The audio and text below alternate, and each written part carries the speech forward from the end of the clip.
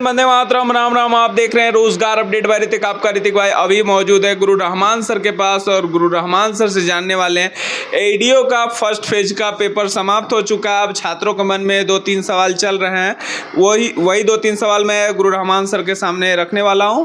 बहुत बहुत स्वागत है सर। बहुत बहुत धन्यवाद, बहुत बहुत धन्यवाद। सर एडीओ का फर्स्ट फेज का आज पेपर समाप्त हो गया सर। देखिए, एक्चुअली मैं पहले से ही मैं बार बार हमेशा इस बात के लिए चिल्लाता रहा हूँ कि बच्चे एनसीईआरटी पढ़े, टेक्स्ट बुक पढ़े, क्योंकि लुसेंट, क्राउन और घंटा चक्र का जमाना चला गया।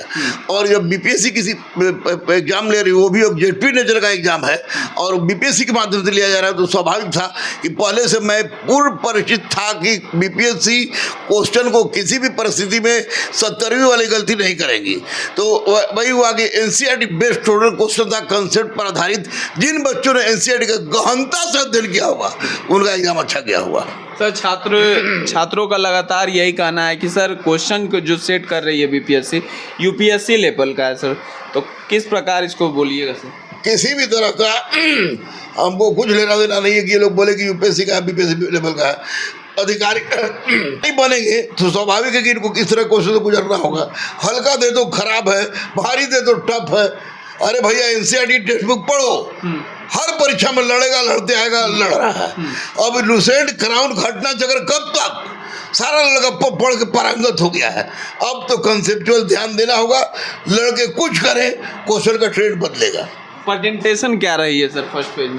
देखिए, चूंकि 935 ये वैकेंसी थी और एडीओ की पहली बार ऐसी वैकेंसी थी, तो सब लोग लग रहा था कि इतना बड़ा पद हमको प्राप्त हो जाएगा।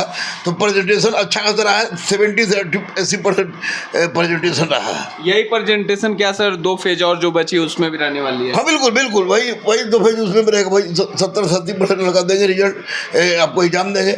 और जिन्होंने भी एनसीईआरटी टेक्स्ट बुक का गहनता से अध्ययन किया है, ग्रामर, व्याकरण वो गहनता से देखा है, उनका रिजल्ट होगा। सर जैसा कि सर बीपीएससी पहली बार एग्ज़ाम ले रही है सर, तो कहीं ना कहीं छात्र अभी इस बार क्वेश्चन पेपर भी दे दिया गया है छात्रों को सर, तो इस बार नॉर्मलाइजेशन किस प्रकार होगा सर?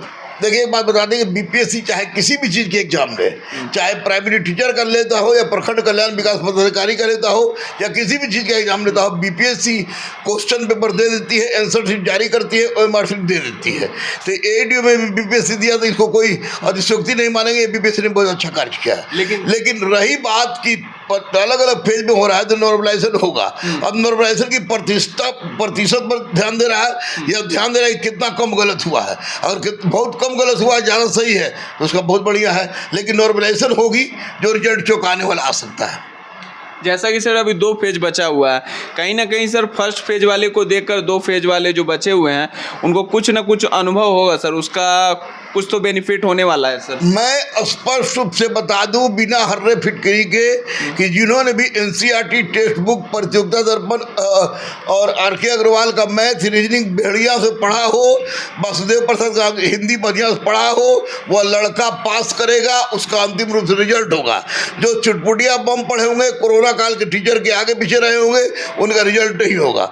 टेक्स्ट बुक और एनसीईआरटी ही रिजल्ट की प्रमाणिकता को सिद्ध करेगा। क्या सर ये जो आज 14 अप्रैल वाला फर्स्ट फेज वाले छात्र को लग रहा है सर कि पहली बार सबसे पहले हमारा एग्जाम हुआ है, तो कहीं ना कहीं नॉर्मलाइजेशन का फायदा मिलेगा? कोई फर्क नहीं पड़ता है कि पहले हो या बाद में हो। ये तो क्वेश्चन चेक करने पर क्वेश्चन किसका हल्का भारी हो रहा है उसी के आधार पर नॉर्मलाइजेशन करता है। बीपीएससी को बता देना चाहिए कि नॉर्मलाइजेशन का आधार क्या है, लेकिन नॉर्मलाइजेशन ही एकमात्र उपाय है जिसके माध्यम से बच्चों का रिजल्ट हो सकता है। क्योंकि इतने ज़्यादा लड़के हैं और अलग अलग शिफ्ट में एग्जाम है, तो नॉर्मलाइजेशन तो होगी ही। अब किस आधार पर लेती है बीपीएससी का अध्यक्ष जाने, सचिव जाने, लेकिन नॉर्मलाइजेशन में मैं यही बोलूँगा कि बच्चों के साथ नाइंसाफी न हो और नॉर्मलाइजेशन का तरीका बता दिया जाए, तो ये बहुत बड़ी उपलब्धि होगी। सर कहीं ना कहीं सर बीपीएससी छात्रों को आप लगातार पढ़ा रहे हैं सर, तो अनुभव काफ़ी सारा आपके पास होगा सर। उस अनुभव के आधार पर सर नॉर्मलाइजेशन में कितना नंबर बढ़ सकता है सर? 10 से 15 नंबर का डाइवर्जन होता है। 10 से 15 नंबर डाइवर्जन होता है। अब क्वेश्चन को देखना है किस तरह क्वेश्चन है। 10 नंबर जरूर डाइवर्जन होता है। और क्वेश्चन टफ था, 60 से 65% जिन्होंने ठोक के बना दिया होगा उनका रिजल्ट भी हो जाएगा। कहीं ना कहीं से जो 60 से 65% नंबर ले आए हैं, ठोक के यानी कहीं गलत नहीं हो, 60 से 65% अगर ला रहे हैं तो उनका रिजल्ट हो जाएगा।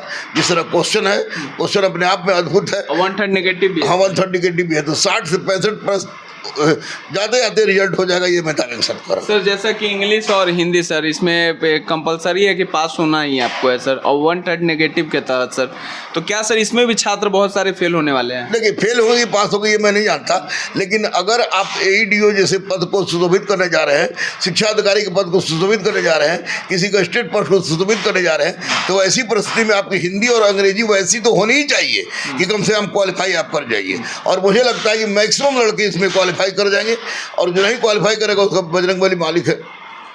कहीं ना कहीं सर 60-65% जो भी ला रहे हैं सेफ है सर? 65% वाला 100% सेफ है इस तरह के क्वेश्चन में। सर आने वाले जो फेज में जो छात्र हैं उनको कुछ टिप्स दीजिए सर, ताकि करंट खास करके सर जीके जीएस उनका बेहतर हो सके इतने कम दिन में। मैं ये बोलो करंट हल्का देखते रहिए, हल्का हल्का देख लीजिए, चोर चकारी के चक्कर मत रहिएगा, दलाल के चक्कर मत रहिएगा। और मैं आपको बोलूँगा तेरे जुनून का नतीजा जरूर निकलेगा, तेरे जुनून का नतीजा जरूर निकलेगा।